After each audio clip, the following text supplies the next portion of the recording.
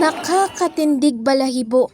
Iba ang pakiramdam, masarap sa feeling at nakakagaan ng pasanin. Ganito na nga lang kung ilarawan ng ilang deboto ng Poong Jesus Nazareno ang kanilang karanasan sa tuwing matyaga nga silang nakikiisa sa traslasyon. Ayon sa artikulo na isinulat ni Monsignor Jose Clemente Ignacio, ang traslasyon daw ay tumutukoy sa pinakamataas na punto ng debosyon. Pero paano nga ba natin maintindihan ang debosyon ng isang mananampalataya? Ang hirap naman kasi explain dahil mismo yung simbahang katoliko nga raw ay nagsasabi na para maintindihan ng isang deboto mula sa kanyang point of view ay dapat kang maging deboto dahil tanging deboto lang daw ang makakaintindi rito. Matagal na hindi na mabilang ang taon. Bata pa ako. Nandito na ako. Ano yung reason, ma'am? Parang ano lang, yung meron siya maraming binibigay sa akin na blessing na kahit hindi nga yumaman o ano pa man. Talagang naniniwala ako sa kanya. Maliban kay Nanay Norma, isa pa nga sa mga debotong bumisita ngayon sa Quiapo Church si Kuya Bong. Bitbit ang kanyang mini Poong Nazareno na mahigit 10 taon na raw sa kanya. Ani Bong, naisipan niya daw na magkaroon nito upang ramdam pa rin niya ang Poong Nazareno kahit na nasa bahay man siya. Sa kabilang banda isa pa sa matagal ng deboto ni Poong Jesus Nazareno ay si Tatay Olit na vendor ng panyo at imahe ng poon sa umaga pero isang certified deboto raw pagdating ng hapon. Kaya po ma'am, Nazareno. siguro dad pa ako ng mga 20 anyos pa lang ako. Andito na kami sa Quiapo. Halos yung mga anak ko dito na nagsilaki. Quiapo. Kaya taon-taon namamalata kami. Ngayon yung siguro pagka talagang hindi na kaya, yung mga anak ko na lang ang gaganap ng ano para sa magpapasana sa Nazareno. Piling ka sa kanya, huwag na yung material na bagay. Yung sa araw-araw na lang na gigising ka sa umaga na malakas ka, yun na biyaya na. Pero bago umusbong ang malalim na debosyon ng mga deboto rito, ay saan nga ba nagsimula ang lahat?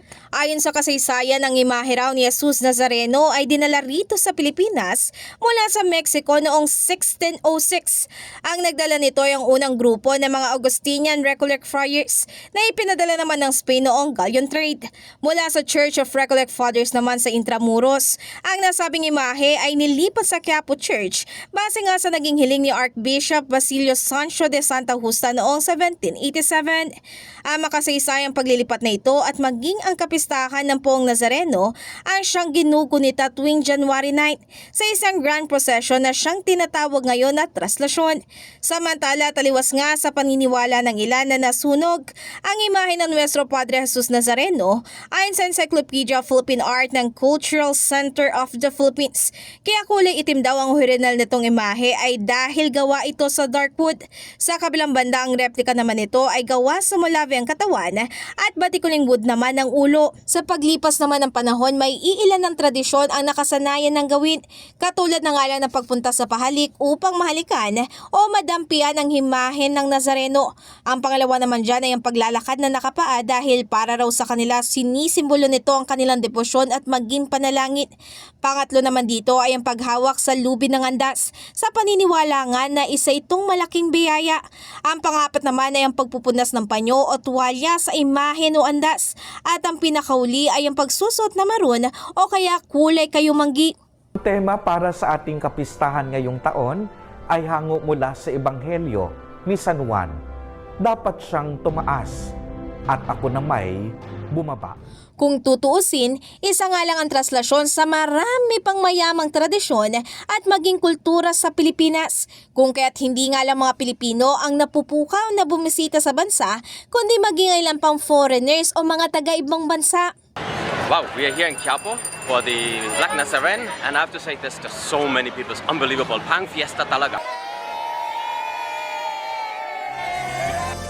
Sa huli, bagamat siksikan, mainit, mahaba-haba ang prosesyon at talagang nakakapagod, ay patuloy pa rin pinipilit ng bawat isa na makadalo sa prosesyon ng Poong Jesus Nazareno. Ito'y para sa kanilang panata, panalangin at maging pag-asa na matulungan sila ng may kapal sa pagbuhat nga ng kani-kanilang sariling krus sa buhay. In the heart of changing lives, ako si Brigada Ann Cortas ng 105.1 Brigada News FM Manila, The Music News Authority.